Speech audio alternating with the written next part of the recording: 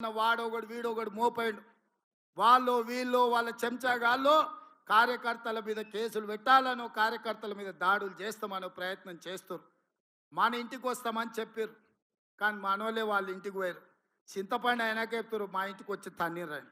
సంకనాకనికి విలువాలనా రా చూసుకుందామని.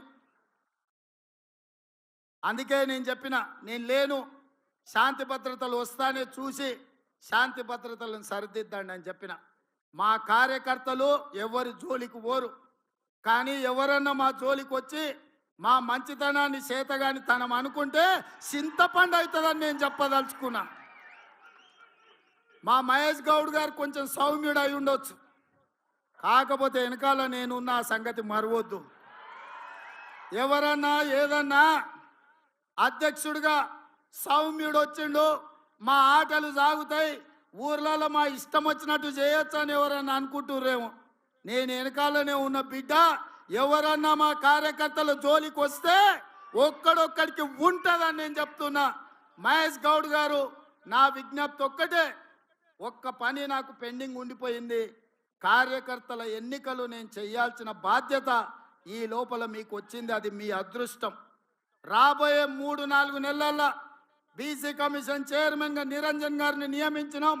బీసీ జనాభా లెక్కలు తీసి వాళ్ళకు రావాల్సిన వాటా వాళ్ళకి ఇచ్చి సర్పంచులు, ఎంపీటీసీలు, జడ్పీటీసీలు, మున్సిపల్ కౌన్సిలర్లు, మున్సిపల్ కార్పొరేటర్లు, జిల్లా పరిషత్ చైర్మన్లు, ఎంపీపీలను చేసే బాధ్యత మన ఇద్దరి మీద ఎక్కువగా ఉన్నది. ముఖ్యమంత్రిగా నేను, పిసిసి అధ్యక్షుడిగా మీరు సమన్వయం చేయాలి.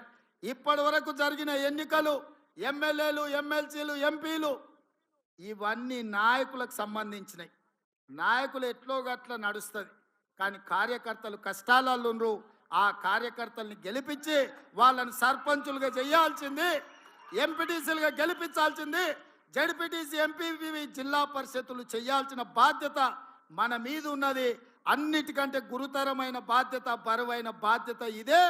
ఈరోజు మీ భుజాల మీద అది ఉన్నది. అందరినీ సమన్వయం చేయండి. గ్రామ గ్రామాన కార్యకర్తలు జెండా మోచినోళ్లను అవసరమైతే ఊపిరైన వదిలిండ్రు, కానీ జెండాను వదలలేదు.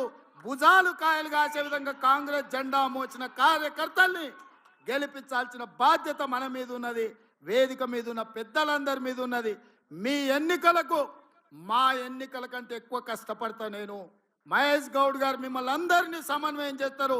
మిమ్మల్ని గెలిపించుకున్నప్పుడే నిజమైన విజయం, మీరు గెలిచినప్పుడే నిజమైన కాంగ్రెస్ గెలిచినట్టు.